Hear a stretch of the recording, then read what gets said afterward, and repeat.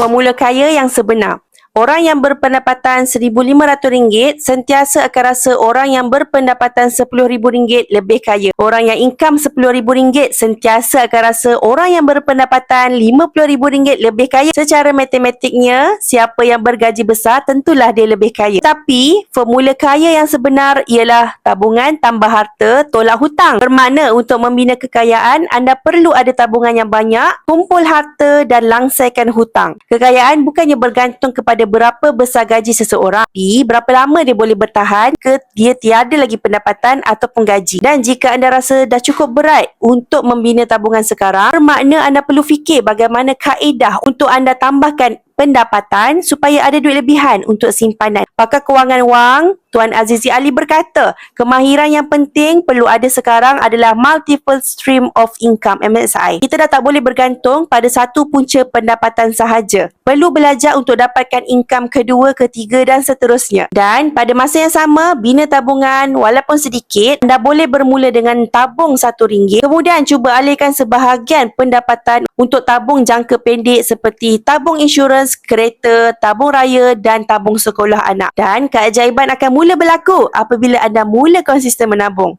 Jangan letakkan alasan, terus saja mula bertindak. Semoga perkongsian Hana memberi manfaat dan boleh follow Hana untuk ilmu emas dan kewangan peribadi.